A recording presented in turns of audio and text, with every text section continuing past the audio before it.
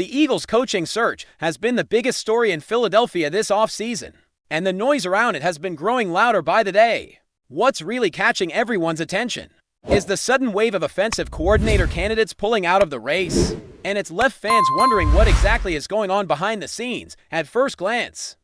It's easy to think the job has become undesirable, as if something has changed that makes coaches hesitant to join the Eagles. Some people believe Nick Sirianni holds too much control over the offense, while others think Howie Roseman and Jeff Lurie are calling the shots in a way that scares potential hires away.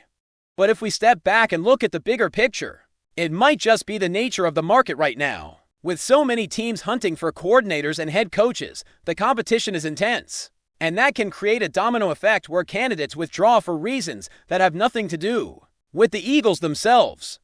What I think is really going on is that many of these coaches might see the Eagles' role as a stepping stone to something bigger, and that changes the way they evaluate the job. The Eagles are a top-tier team with a roster full of talent, and if you come in and do your job well, you're basically putting yourself in position to be a head coach in the near future. That kind of opportunity is rare, and it comes with a lot of pressure. So some coaches may be withdrawing because they believe Nick Sirianni's job isn't secure if they think he could be gone in a year or two. They may prefer to wait it out and hope they get the chance to lead the team themselves. That's a bold strategy, but it's one that could make sense in the current landscape. The truth is, the Eagles' job should be attractive, the roster is stacked, the team is consistently competitive, and you have the chance to win right away. But the environment around the team might be the real issue. Are coaches worried about being micromanaged? Are they concerned they won't be allowed to bring in their own staff? Those are valid concerns, especially when you consider that many coaches want to hire their own offensive line coach or defensive staff, and they don't want to work with people they don't trust. That kind of friction can make a job feel less appealing, and if candidates sense they won't have the freedom to build the staff they want, they might decide it's not worth it. Another major factor is the Eagles' reputation in the league. Word travels fast in the NFL, and if the Eagles are perceived as difficult to work with, that can become a real deterrent. It's one thing for fans and media to talk about it, but when coaches and agents start believing the narrative, it becomes a problem. High-profile candidates are especially sensitive to perception because their next job is often on the line. If a coach thinks the job is risky, they may not want to gamble on it, particularly when other opportunities exist where they can have more control and stability. The question of availability also matters. Some names that Eagles fans have been rooting for seem to be trending elsewhere, and that can make it feel like the Eagles are being passed over. For example, the buzz around Casey Schoenhaus, who many expected to be the next Eagles offensive coordinator, has shifted toward teams like Buffalo or Cleveland. That kind of movement can be frustrating for fans who want a clear plan and a decisive direction. But the reality is that coaches have to consider stability, staff control, and the long-term direction of the franchise before making a decision. It's not always as simple as choosing the most prestigious job. Looking back at past success, the Eagles have proven they can make the right hire when it matters. The move to bring in Kellen Moore is a perfect example. That hire helped fuel a Super Bowl run and raised expectations across the entire organization. That kind of success sets a high standard. And now the pressure is even greater when you compare the current situation to that moment.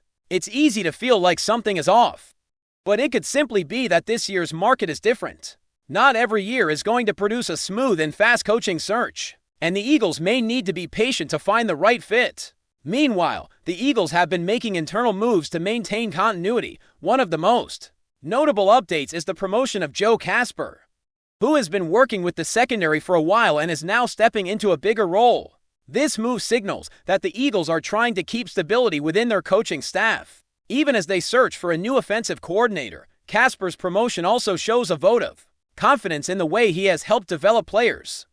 While some fans question his impact on players like Sidney Brown or Reed Blankenship, there's no denying that Andrew Motupuaka showed major growth under his coaching.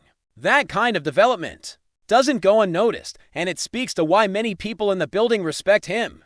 What makes Casper's promotion even more interesting is how it connects to Christian Parker moving up to defensive coordinator.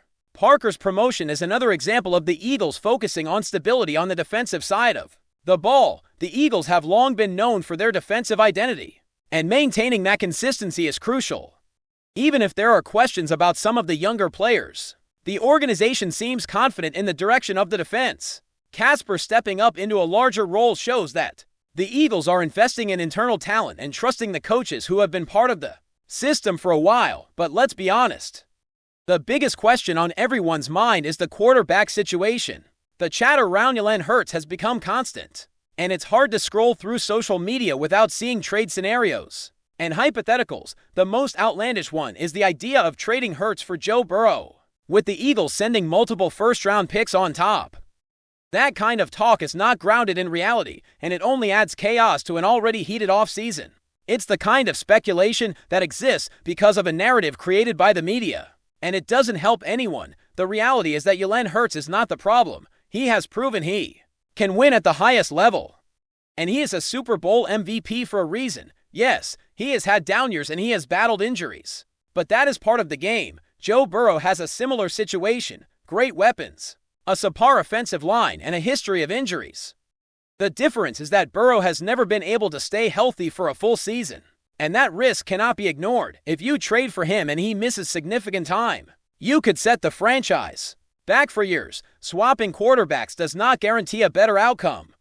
And then there is the question of what happens if the Eagles miss the playoffs with Hurts. Some fans act like that would be the end of the world, but if the team still makes the playoffs even in a down year, that is not a disaster either. Hurts has shown he can win big games, and he has the leadership and toughness that cannot be taught.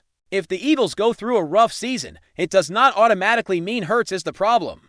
The issues could lie with the offensive line, the coaching staff, or the roster construction. It is rarely as simple as blaming the quarterback. Another factor that may be affecting the coordinator search is uncertainty around the rest of the roster, especially with A.J. Brown. If coaches are unsure whether Brown will be in Philadelphia next season, it makes it harder for them to commit to the job. They do not want to walk into a situation where the offensive weapons are uncertain and have to rebuild or adjust their system. That kind of instability can scare off candidates, particularly those who want to come in and immediately implement a high-level offense. So, at the end of the day, the reason candidates are withdrawing has less to do with Hurts and more to do with the perception of the Eagles' organizational control and the uncertainty around the future. The Eagles are a great team with a talented roster, but the coaching environment and front office dynamics are what people are questioning. And while it is easy to point fingers at the quarterback, the reality is that the Eagles have been successful with Hurts and have a system that can win. The question is whether the team can maintain that success while navigating through a potentially messy coaching search. Now I want to hear from you. What do you think is really going on? Are candidates withdrawing because of the quarterback situation? Or is it something deeper within the organization? And how do you feel about the idea of trading for a quarterback like Joe Burrow? Let me know your thoughts, because this conversation is far from over, and we are just getting started. Now that we have covered the main storylines, let's dig deeper into what is actually going on with the Eagles right now, and what the future might look like. One thing that stands out is the growing concern over how the coaching search is being perceived around the league. When a team is looking for a coordinator, especially an offensive coordinator, you expect a certain level of excitement and urgency. But what we have seen with the Eagles is a lot of quiet exits and withdrawals, and that can make fans start to wonder if there is something deeper going on. It is not just about who the team wants. It is about who is willing to step into a role that might not give them the control they need.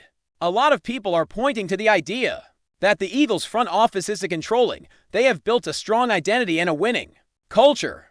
But the question is whether they are also limiting the freedom of the coaches they hire. If coaches feel like they are going to be boxed in or micromanaged, that can be a major deterrent. When you are a coordinator, you want to have the ability to build a system and bring in the staff you trust. If you cannot do that, you are basically working in someone else's playbook. And that is not a comfortable place to be, especially for high-profile candidates who want to prove themselves and move up to a head coaching job. Another factor that might be affecting the Eagles' ability to attract candidates is the perception of Nick Sirianni's job security. If coaches believe Sirianni is on a short leash, they may not want to come in and be associated with a potential failure. That is a real risk. A coordinator who joins a team and gets fired after a year because the head coach gets replaced can find themselves in a tough position when trying to get their next job. So if the perception is that Sirianni might not last, candidates could be hesitant to join the staff. They might rather wait for a head coaching opportunity or take a job where they have more stability, but the Eagles are not the only team dealing with these kinds of issues. In the NFL, coaching searches can be messy and unpredictable. And sometimes it is just a matter of timing. Teams may take their time, and candidates may decide to wait for a better situation. That said, the Eagles are in a unique position because they are a contender. If you are a coach looking to win right away, the Eagles should be an attractive destination. They have the pieces, the culture, and the support. So it is worth asking why more candidates are not jumping at the opportunity. Now let us talk about the bigger picture. The Eagles have to consider the long-term future, and that means thinking about how the team will evolve over the next few years. The roster is talented, but there are always questions about how long that talent will remain intact. Key players get older, contracts expire, and injuries happen. The team has to plan for all of that. If coaches sense that the roster is not going to be as strong next season, or if they are unsure about the direction of the team, they might be less inclined to take the job. Coaches want a clear path to success, and if that path seems uncertain, they may look elsewhere. Another point worth discussing is the role of the media and how it influences the narrative. The Eagles have a passionate fan base and a loud media environment, and that can be both a blessing and a curse. On one hand, it creates excitement and attention, which can be great for the team. On the other hand, it can create pressure and distractions that some coaches may not want to deal with. The media can amplify every decision, every mistake, and every rumor, and that can be overwhelming for a coordinator trying to focus on building an offense. If coaches feel like they are going to be under constant scrutiny, they may choose to avoid the situation altogether. Now let us shift to the quarterback conversation, because that is the elephant in the room. The Jalen Hurts situation is constantly being debated, and it seems like every time there is a new rumor or trade scenario, it creates more chaos. The latest example is the ridiculous idea of trading Hurts for Joe Burrow. The logic behind it is that Burrow is a top-tier quarterback, and the Eagles would be getting a proven talent. But when you look at the details, it does not make sense. Burrow has struggled with injuries throughout his career, and while he has elite weapons, he has not been able to stay healthy consistently. If you trade for him, and he misses significant time, you have lost a major asset for no guarantee of improvement. FlyEaglesFly News family, smash subscribe and hit like. Your support keeps the freshest Philadelphia Eagles updates flying in. Drop your take in the comments and let's talk birds. The NFC East woke up to a rumor that feels almost too explosive to be real, yet impossible to ignore. Whispers around league circles suggest that TREVON DIGGS, one of the most recognizable faces of the Dallas Cowboys defense, has quietly said yes to the Philadelphia Eagles. Nothing has been signed. Nothing has been announced. But the mere idea is already shaking the foundation of one of the NFL's most bitter rivalries. DIGGS has long been seen as a symbol of Dallas defensive swagger, a playmaker whose confidence and ball-hawking style fit perfectly with the Cowboys' identity. That is precisely why this rumor cuts so deep for Cowboys fans. The thought of DIGGS wearing midnight green instead of silver and blue feels like a betrayal. For Eagles supporters, it sounds like the ultimate power move, weakening a rival while strengthening an already ambitious roster. Sources close to the situation insist that this is less about money and more about vision. The Eagles are believed to have presented DIGGS with a long-term role that places him at the center of their defensive plans, offering stability and a chance to redefine his legacy in Philadelphia. He wouldn't just be another star. He would be a statement. The Eagles have a reputation for bold decisions, and luring a cornerstone player away from Dallas would fit that narrative perfectly. From the Cowboys' perspective, the shock is understandable. Losing DIGGS to any team would sting, but losing him to a division rival amplifies the pain. It raises uncomfortable questions about long-term planning, internal communication, and whether Dallas underestimated the pull of opportunity elsewhere. For now, everything remains in the realm of speculation. Yet in the NFL, rumors have a way of becoming reality when ambition, rivalry, and timing collide. If TREVON DIGGS truly follows through on this reported yes, the balance of power in the NFC East could shift in a way few saw coming, turning an already fierce rivalry into something even more personal. That's a wrap from FlyEaglesFly News. If you want the fastest Eagles updates, subscribe, drop a like, and turn on the bell. Sound off in the comments. Let's talk birds.